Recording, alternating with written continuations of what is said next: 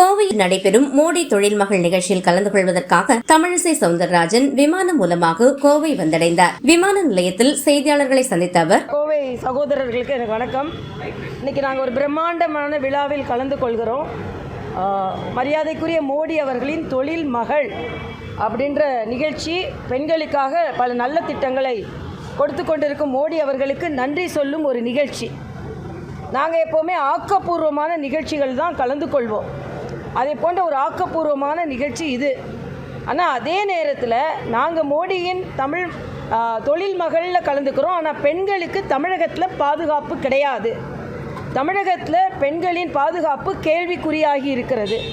யார் அந்த சார் போன்ற கேள்விகள் இன்னும் தொடர்ந்து வந்து கொண்டு தான் இருக்கிறது. அதனால் மிக கவலை அளிக்கக்கூடிய ஒரு சூழ்நிலையில் இருக்கும்போது திராவிட முன்னேற்றக் கழகம் எதை பற்றி அந்த கூட்டணி கட்சிகள் எதைக்கு போராடுகிறார்கள் என்றால் காசாக் போயிட்டாங்க. அங்கே போய் அதுக்கு மோடி தான் காரணமா? இதிலிருந்து எந்த அளவிற்கு பயந்து போய் இருக்கிறீங்கன்னு சொல்கிறது. எதுக்கு எடுத்தாலும் மோடின்னு சொல்லிட்டு வெளிநாட்டில் ஒரு பிரச்சனைனா அதுக்கும் மோடி அப்படின்னா ஆக எந்த அளவிற்கு அரண்டு போய் இருக்கிறீர்கள் என்று தெரிகிறது. இன்றைக்கி முதலமைச்சர் சொல்கிறாரு, பூம்புகாரை தோண்டி எடுக்க போகிறாங்க. கீழடிக்கு உண்மையிலேயே நிதி ஒதுக்கியது மரியாதைக்குரிய பாரத பிரதமர். நீங்கள் யூபிஏ அரசாங்கமில் இருந்தீங்களே, எவ்வளவு தொல்பொருள்களை நீங்கள் தமிழகத்திலிருந்து எடுத்து அங்கீகாரம் கொடுத்திருக்கிறீர்கள். ஆனால் தமிழுக்கு அங்கீகாரம் கொடுத்தது மட்டுமல்லாமல் தமிழருக்கும் அங்கீகாரம் கொடுத்து கொண்டிருப்பது மரியாதைக்குரிய பாரத பிரதமர் தான். அதுக்கு அண்ணன் சிபிஆர் அவர்களே ஒரு சான்று. ஆனால் இன்றைக்கி நாங்கள் பூம்புகாரை தோண்டி, பூம்புகாரில் நல்லது நடந்தால் தமிழுக்கு நாங்களும் தான் சொந்தக்காரர், ஏதோ தமிழுக்கு நீங்கள் மட்டுமே சொந்தக்காரர்கள் என்று பேசுவதைப் போல நாங்கள் இனிமேல் ஒப்புக்கொள்ள மாட்டோம். எல்லாவற்றிற்கும் மேலாக மக்கள் நீதி மையம் என்று ஒரு கட்சி இருந்ததுன்னு ஏன் சொல்கிறேன்னா, இன்றைக்கி தேர்தல் ஆணையத்தினால் கூட அங்கீகரிக்கப்பட முடியாத கட்சியில் 10ஓடு 11 இல்லை 42ல் 1 அதை நீக்கி இருக்கிறாங்க. ஆனால் அவர் இந்த திராவிட மாடலுக்கு திராவிட கட்சிக்கு எதிராக தான் நான் எனது அரசியல் வாழ்வை நான் கொண்டு வருவேன்ட்டு இன்றைக்கி என்ன சொல்கிறாரு? திமுக என்னெல்லாம் சொன்னாலும் அதுக்கு நாங்கள் கேட்கணும், திமுக என்னெல்லாம் சொல்லுதோ அடிபணியணும். அப்போ சுயநலத்திற்காக உங்களுக்குன்னு கூட வந்த கட்சியில் உள்ளவங்களெல்லாம் அங்கீகாரம் இல்லாமல் செய்துட்டு அவருக்கு ஒரு எம்பி பதவி கிடைத்த உடனே டோட்டலாக திமுகவோட ஊதுகுழலாம் மாறிட்டார். அப்போ அன்றைக்கி டிவி உடைச்சது என்னாச்சு? மாற்று அரசியலை கொண்டு வருவேன்னு சொன்னது என்னாச்சு?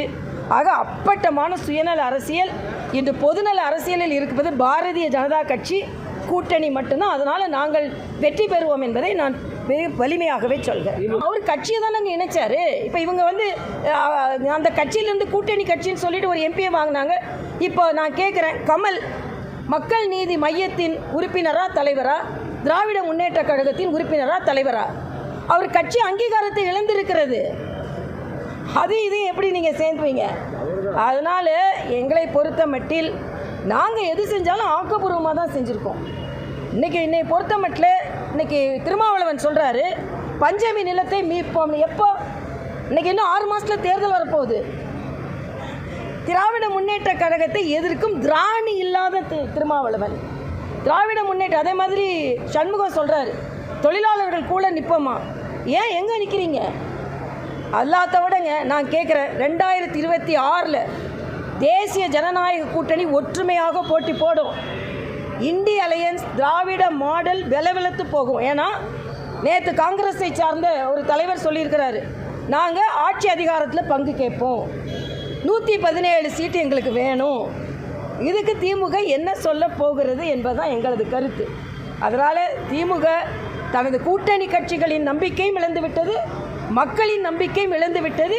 வீட்டுக்கு போக வேண்டியது தான் அவங்களோட வேலை என்பது எனது கருத்து. காதல் புனிதமானதுன்னு சொன்னவர் கூட்டணி புனிதமானதுன்னு சொல்ல ஆரம்பிச்சிருக்கிறாரு. சொன்ன பார்த்தா எங்களுக்கு அவர் புனிதமானதுன்னு சொல்கிறத பார்த்தா எல்லாத்துக்கும் அதுதான் ஞாபகம் வருது. அவர் எதை புனிதமானதுன்னு சொல்லிக்கொண்டு இளைஞர்களுக்கெல்லாம் அவர் பாடம் எடுத்து கொண்டு இருந்தார்னு. என்ன புனிதங்க? நான் கேட்குற, கட்சி எதுக்கு ஆரம்பிச்சிங்க? இதே திமுகவை எதிர்த்து நான் டிவியை உடைப்பேன்னு ஆரம்பிச்சிங்களா இல்லை? இன்றைக்கி எப்படி புனிதம் பெற்றீங்க? நீங்கள் புனிதம் பெறலைன்னா கூட தேர்தல் கமிஷன் உங்களை புனிதனாக தான் ஆக்கிடுவாங்க. தனி மனிதன் தான் இன்றைக்கி. நீங்கள் ஒரு கட்சி கிடையாது உங்களுக்கு. ஆக நீங்கள் புனிதம் பெற்றீர்களோ இல்லையோ தனி மனிதனாகி விட்டீர்களா தான் இன்றைக்கி கணக்கு. தேர்தல் கமிஷனே உங்களை ஒரு 43 கட்சியோட உடனே நீக்கியாச்சு, அவ்வளவுதான். கட்சி நடத்த தெரியலைங்க உங்களுக்குலாம். அவர் ஆக்டருங்க, நாங்கள் டாக்டர். நாங்கள் இருக்கும்போது எவ்வளோ கூட்டம் கூடும். அவங்க எங்களுக்கு போடுறதெல்லாம் வந்தால் வரவங்க ஓட்டு போடுறாங்க. இன்றைக்கி விஜய்க்கு வருவங்களாம் ஓட்டு போடுவாங்களான்னு தெரியாது. தேர்தலில் வரட்டும், வேடிக்கை பார்க்க கூட்டம் வரும். அப்படி பார்த்தா கூட்டமே வரலன்னு எங்களுக்கெல்லாம் சொல்லாதுங்க. ஆமாம், தனுஷுக்கு வரும், ரஜினிக்கு வரும். ஆமாம், அதனால் பாவம் தம்பி சித்திரங்களை இருப்பாங்க. கட்சி தலைவராக அவர் இன்றைக்கி தானே உள்ளே வந்திருக்கிறாரு, அரசியலுக்கு உள்ளே வந்திருக்கிறாரு. இன்னும் அரசியலில் பல போராட்டங்கள் நடத்தினது கிடையாது, எதுவும் இருக்கிறார். தம்பி வந்திருக்கிறார். அவர் திமுகவுக்கு சவாலாக இருக்கட்டும், திமுக எதிர்ப்பை இன்னும் தீவிரப்படுத்தட்டும். இன்னும் சொல்லப்போனால் திமுகவை வீட்டுக்கு அனுப்புகின்ற கடமை எங்களுக்கும் இருக்குது, விஜய்க்கும் இருக்குது. அதைத்தான் நான் சொல்கிறேன். நிச்சயமாக விஜய் பாஜக நான் ஏற்கனவே சொல்லிட்டேன். அவர் இப்போ நான் கேட்குறேன், இது தம்பிகிட்ட கொஞ்சம் ஞாபகப்படுத்தணும். இது பார்லிமெண்ட் தேர்தல் இல்லை, இது சட்டமன்ற தேர்தல். யார் வீட்டுக்குள்ளே உட்காந்துருக்காங்களோ அவங்கள தான் அனுப்பணும். சட்டமன்ற தேர்தலில் கோட்டைக்குள்ளே உட்காந்துருக்கிறது திமுக, அவங்கள தான் அனுப்பணும். அதனால் கொஞ்சம் அவர் அந்த இதை எழுதுறவங்க சரியா, ஆமாம், கொஞ்சம் அப்படி இல்லை, கொஞ்சம் டைரக்ட் பண்ணுறவங்களையும் கொஞ்சம் ஸ்கிரிப்ட் ரைட்டர்ட்டையும் கொஞ்சம் கொடுத்தா நல்லா இருக்கும்னு நினைக்கிறேன். இல்லை பரவாயில்ல, நல்லா தான் பேசுகிறாரு, நல்லா தான் நடிக்கிறாரு, பார்ப்போம். ஆனால் பாவம், யாரையும் மயக்கமடைய விடாமல் தண்ணி கிணியெல்லாம் கொஞ்சம் கொடுத்து எல்லோரும். ஆமாம், அது நான் ஏற்கனவே சென்னையில் சொல்லிட்டேன். ஒரு கட்சிக்கு மட்டும் நெருக்கடி கொடுக்கக்கூடாது, எல்லா கட்சிக்கும் நீங்கள் கொடுங்க. நான் கேட்குறேன், இதே கேட்டேன், நான் சென்னையில் கேட்டேன். முப்பெரும் விழாவுக்கு எவ்வளவு காவல்துறையினர் எவ்வளவு கட்டுப்பாடு விட்டுருந்தாங்க? ஆனால் மற்றவங்களுக்கு நீங்களே பார்த்துக்கோங்க, எப்படி உங்கள் தொண்டர்களே நீங்கள் பார்த்துக்கோங்களாம். அதைத்தான் நான் சொன்னேன். அது எதுக்கு இப்போ அரசு திமுக காரங்களை மாத்திரம் பார்த்துக்கணும். திமுக கூட்டத்துக்கு மாத்திரம் அவங்க போன வாட்டியே அவங்க ஒழுங்காக காவல்துறை சரியான பாதுகாப்பை கொடுத்துருந்ததுன்னா பல பேர் மயங்கி விழுந்திருக்க மாட்டாங்க, ஸ்ட்ரீம்லைன் பண்ணியிருக்கலாம். அதனால் காவல்துறை இப்போ முற்றிலுமாக திமுகவிலே சேர்ந்துட்டாங்க. அதனால் அவங்க திமுக கூட்டத்துக்கு போவாங்க. யார் எந்த கொள்கையோட அந்த கூட்டத்துக்கு தானே போவாங்க. காவல்துறை திமுககாரங்க அந்த கூட்டத்துக்கு போகிறாங்க, மற்ற கட்சியெலாம் எதிர்க்கிறாங்க. இப்போ கருத்து கணிப்பெல்லாம் இவ்வளோ வேணாலும் இருக்கட்டும்பா, திமுக வீட்டுக்கு அனுப்பப்படணும். தேசிய ஜனநாயக கூட்டணி வெற்றி பெறும். தம்பி விஜய் சதவீதத்தை பிரிக்கலாம்ல, நான் ஒன்றும் இல்லைன்னு சொல்லலை.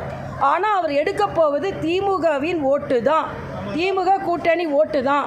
ஏன்னா திமுகவை கடுமையாக எதிர்ப்பது மட்டுமல்ல, திமுகவை எதிர்ப்பதில் நியாயம் இருக்கிறது. ஆனால் ஏதோ கொஞ்சம் பாஜகவை தொடுவோன்னு சொல்லிட்டு தொடுறாரு. அப்படி வேணாம். இந்த 2026 அசம்பிளி எலெக்ஷன் திமுகவை வீட்டுக்கு அனுப்புகின்ற எலெக்ஷன். அதில் தம்பி விஜய்க்கும் பங்கு இருக்குன்னு, பங்கு இல்லைன்னு சொல்லலை, பங்கு இருக்குது. ஆனால் நிச்சயமாக திமுக வீட்டுக்கு போகணும்.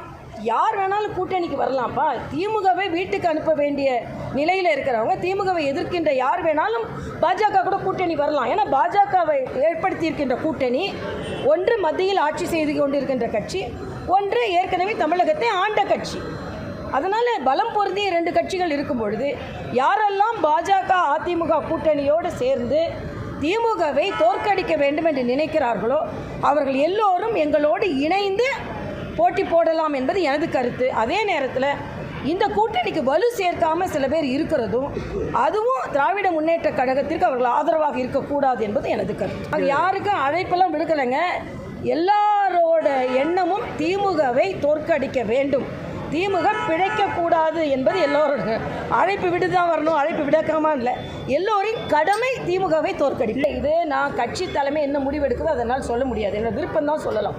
எங்களோட விருப்பம் எல்லோரும் இணைந்திருப்பது. அது அவங்க சரி பண்ணிடுவாங்கப்பா. அப்பா மகன் ஒரு குழப்பமும் இல்லைப்பா.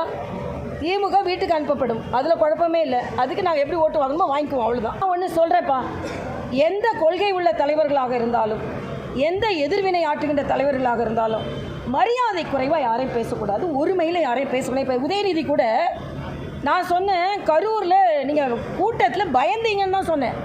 பயந்து போய் கூட்டம் போட்டிங்கன்னு நீங்கள் சொல்லலை. அவங்களுக்கு அறிவு இல்லையான்னு கேட்குறாரு. யாருக்கு? 2 மாநில கவர்னர் அந்த மட்டும் இல்லை, படிப்பில் அவரோட நான் அதிகம். நான் கையில் பேப்பர் கீப்பர்லாம் ஒன்றும் வைக்கல, வச்சுருக்கேன்னா டிக்கெட் மட்டும்தான் இருக்கு வச்சுக்கோங்க. அது ஏதாவது ஒன்று இல்லாமல் ஒரு நாள் பேச சொல்லிவிடுங்க. யாருக்கு அறிவாற்றல் இல்லை? என்ன சொல்கிறார், அறிவு இல்லையா அவங்களுக்கு அப்படின்னு கேட்குறாரு. அதை பற்றிலாம் நான் கவலைப்படலை. ஏன்னா ஏதோ ஒன்று பண்ணால் நான் எதுக்கு பேசணும், அதை பற்றி கேட்கல. ஆனால் எந்த அரசியல் கட்சி தலைவராக இருந்தாலும் யாராக இருந்தாலும் மரியாதையோடு பேசுங்க. அது மரியாதை பேசணும். அப்படி இப்படின்னு சொல்கிறது நல்லதில்லை. அது நான் யாருக்கு நான் அறிவுரை சொல்ல வேண்டிய அவசியம் இல்லை. தமிழர்கள் மரியாதை கொடுத்து பழக்கப்பட்டவர்கள். உண்மையான தமிழர்களாக இருந்தால் அவர்கள் மரியாதையோடு பேசுவார்கள் என்பது எனது கருத்து. மக்கள்கிட்ட இன்ஃப்ளூயன்ஸ் போயிடுச்சுப்பா, மக்கள்கிட்ட இன்ஃப்ளூயன்ஸ் போயிடுச்சு. அதனால் ஒரே மாதிரி பேசி அதை கொஞ்சம் வசனத்தையான் மாற்றவான்னு செய்யலாம்ல. வசனத்தை மாற்றாமல் ஒரே மாதிரி இம்போசிஷன் மாதிரி எல்லாருக்கையும் கொடுத்து பாவம் அந்த யூடியூப்காரங்க எல்லாம் ஒரே மாதிரி பேசுகிறான். அங்கே ஒரு சம்பவம் நடந்தது, என்ன சம்பவம் நடந்தது, சொல்லிக்கொள்ளக்கூடிய சம்பவம் நடந்தது, என்ன ஈரோடில் நடந்தது, சேர் எல்லாம் காலியாக இருந்தது, மழை வந்தது, சம்பவம் நடந்தது, மழை வந்தவுடனே எல்லோரும் ஓடி போயிட்டார்கள். உடனே செந்தில் பாலாஜி மீது ஒரு சம்பவம் வந்தது, திமுக தலைவர் அவர் ஸ்டாலினுக்கு கோபம் வந்தது, சம்பவம் வந்தது, பின்பு கோபம் வந்தது, ஓட்டு வராது, வீட்டுக்கு போக வேண்டியது. இதுதான் நல்லது, அவ்வளவுதான்.